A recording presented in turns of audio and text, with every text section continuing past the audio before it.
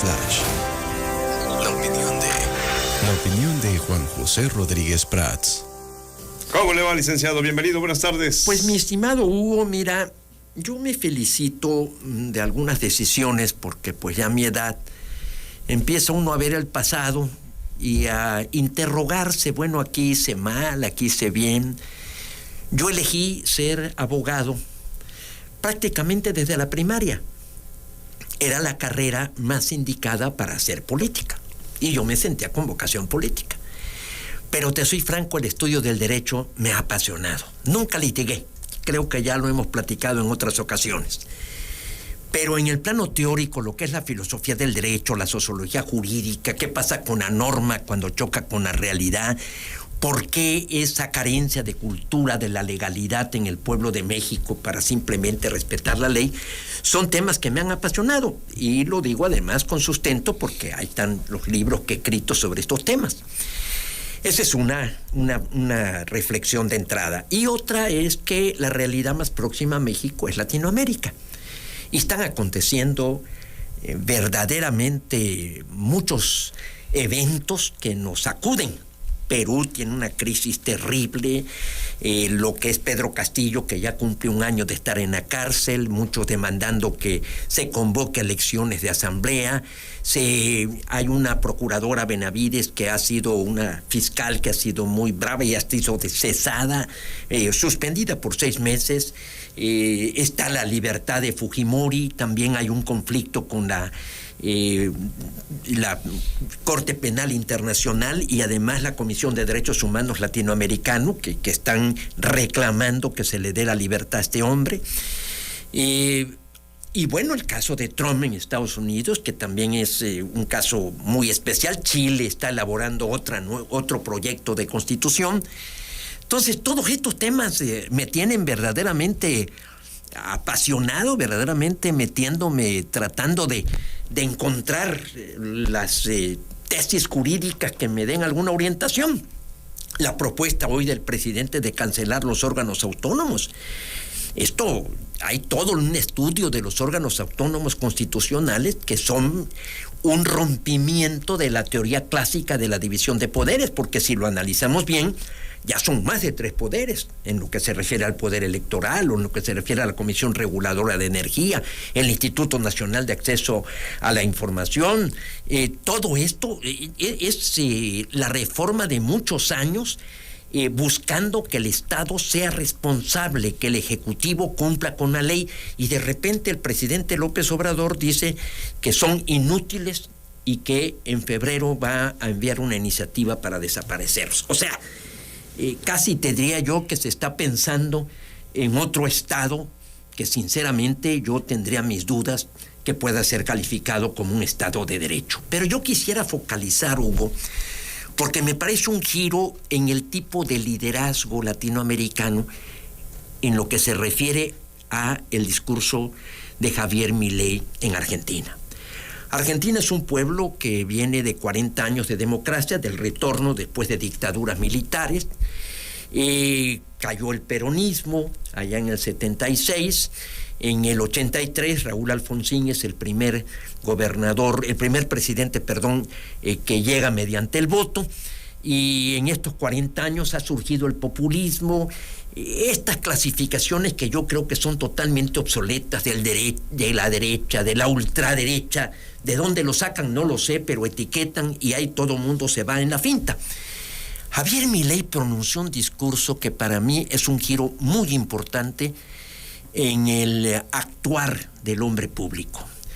Y quisiera yo destacar que parte de un principio ético. Fernando Savater, un gran filósofo español, decía que si un político haciendo campaña dice la verdad, sus posibilidades de triunfo se reducirían, porque la gente quiere escuchar promesas y se va más en la finta de la mentira. Esto yo lo viví, por ejemplo, con Carlos Castillo Peraza. Carlos Castillo Peraza, cuando fue candidato al gobierno de la Ciudad de México en el 97, cuando se le decían cosas sobre cómo estaba la administración pública y lo que él podía hacer, contestaba con mucha honradez y reconocía sus limitaciones, y se desplomó en las encuestas y se desplomó en la elección. Y Javier Milei dijo muchas cosas muy auténticas en el debate, inclusive a él se le vio beligerante, un tanto desordenado, pero se le vio auténtico. Y Sergio Massa se vio un político profesional, muy sensato, muy maduro, pero diciendo mentiras. Y el pueblo de Argentina lo detectó y vota por Milei. Y el discurso de ayer es un discurso que me recordó el de Winston Churchill cuando en mayo del 40 está presionándose para que no haya un retiro de Inglaterra, y ahí Winston Churchill pronuncia un congreso en el discurso, en una cámara de los comunes, en donde dice, solo puedo ofrecerle sangre, sudor y lágrimas. Así estuvo el discurso de Milei. Sin decir mentiras, hizo un balance de la herencia y de cómo está el país, y diciendo cosas muy fuertes. Yo creo que hay 5 líderes latinoamericanos que están yéndose por este perfil. Ya no es la división izquierda y derecha, que es lo que funciona, el Estado de Derecho, por ejemplo, Luis Lacalle en Uruguay, Daniel Noboa en Ecuador, Santiago Piñera en Paraguay. Son líderes. Gabriel Boric en Chile. Gabriel Boric era un líder estudiantil hace unos años y ha tenido una madurez, corregir, saber escuchar, rodearse de la gente más capaz y superar esos encasillamientos. Entonces, en Javier Milei hay frases que me gustaría, porque yo sí le pediría a los mexicanos, a los tabasqueños, que pudiéramos revisar. Es un discurso que dura 30 minutos, pero los invitaría a analizarlo, porque rompe muchos esquemas. Ya no es la demagogia tradicional, ya no es el discurso de antaño, sino que es algo que nos permite concebir alguna esperanza y que está ofreciendo un cambio, pero un cambio muy realista.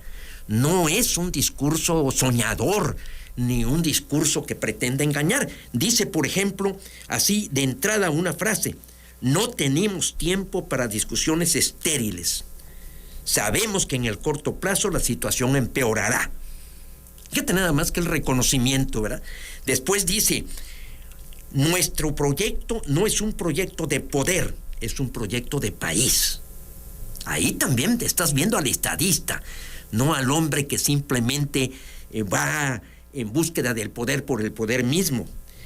Prefiero decirles, esta es una frase enorme, prefiero decirles una verdad incómoda y no una mentira confortable.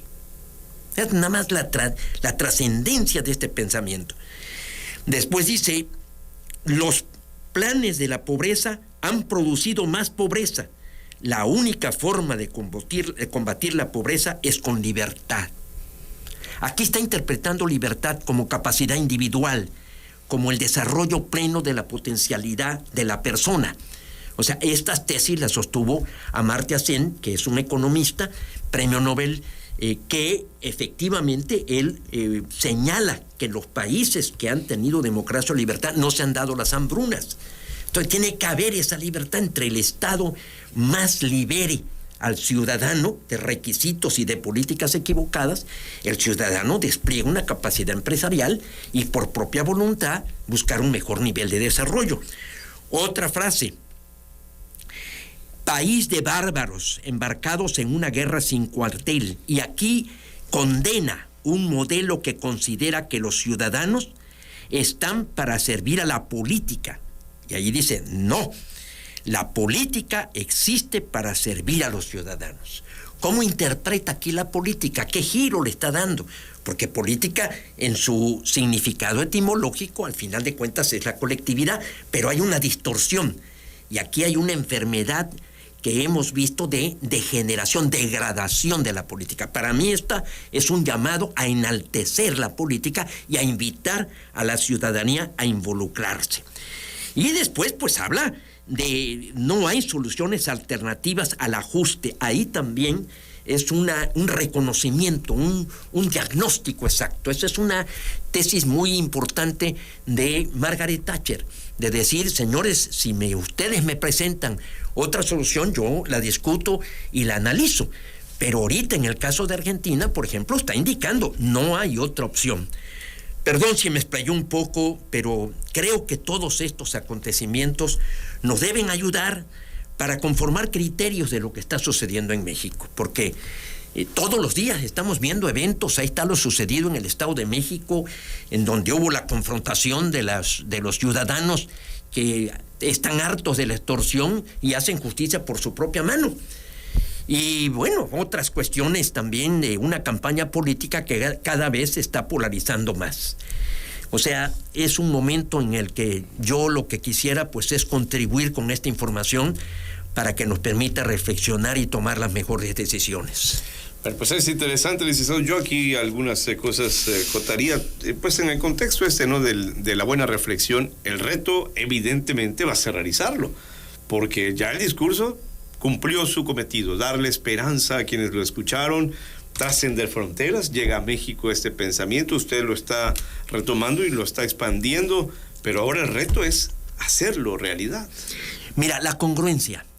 Él dice, ténganme paciencia, y aquí los analistas están viendo el peligro de estallidos sociales, porque él va a privatizar muchísimas empresas, va a reducir el gasto social. Ya eliminó dependencias.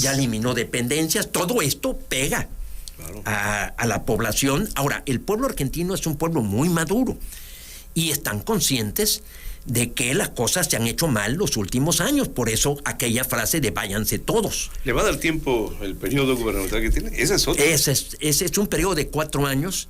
Él pide 2 años. Él dice, si logramos en 2 años, y llama a los líderes sindicales, a los líderes de la burocracia, que entiendan que hay algo muy superior a la tesis de los derechos adquiridos, porque ese es el problema.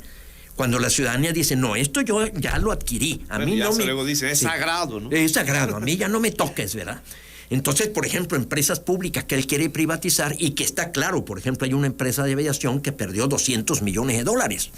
Entonces él dice, yo prefiero esos $200 millones utilizarlo para alimentos, para salud. Crea una secretaría que me gusta mucho de mejoramiento del capital humano, que dice que ahí sí no habrá limitaciones para inyectar recursos.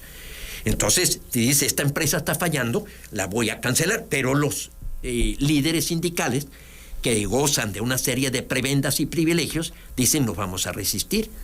Entonces, hay un reto, un desafío muy importante. Él tiende puentes, corrige de cosas que dijo en la campaña. Eso también es muy importante, no se aferra.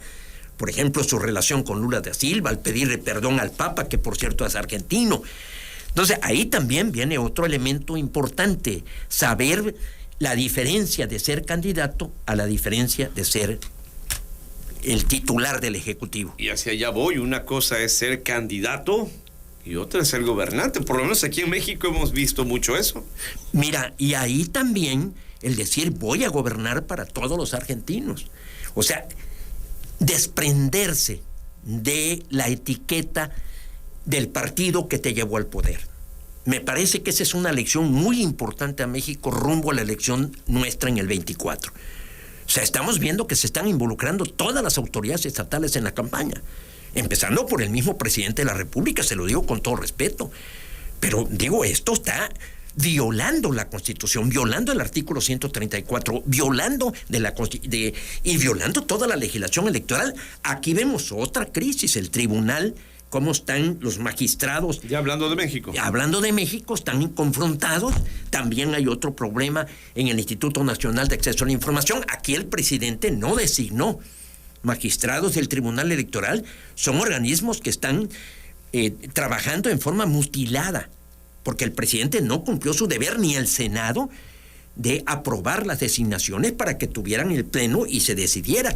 El INAI está funcionando con 4 integrantes del Consejo y el Tribunal Electoral también. O sea, hay un intento, no de ahora, de hace ya algunos años, de anular el trabajo de estas instituciones que se venían acreditando Lo mismo el Instituto Nacional Electoral. Por cierto, que me hace pensar, ¿por qué en febrero lo presentaría el presidente? Él había dicho que su plan C iba para septiembre con la nueva legislatura, ya confiando en que tendría una mayoría, pero dijo que en febrero lo va a hacer.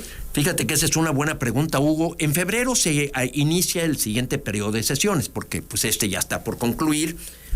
Yo creo que él está pensando en este plazo sustentar bien su iniciativa, y aquí veríamos la actuación del Movimiento Ciudadano. A lo mejor ya rinde frutos. Ahí es en donde que ha habido últimamente. Ahí es en donde veríamos un acuerdo que sería muy preocupante, y ya rumbo al 24. Licenciado Rodríguez Prats, gracias por el comentario de lunes. Muchas gracias. Pues te soy franco, no es que traiga yo soluciones, estoy invitando a la ciudadanía a que tenga más dudas, a que se involucre y se meta, porque lo que está pasando pues nos sacude, y nuestros prejuicios, en nuestros dogmas, en nuestras creencias, y marginarse es lo peor, porque la virtud de la resiliencia consiste en adaptarse, pero no adaptarse a permitir que la inercia te arrastre, sino adaptarse porque estás consciente de las decisiones que estás tomando. Hasta el próximo comentario, licenciado. Muchísimas Vámonos a la gracias, pausa, Hugo. ya son las 2:19.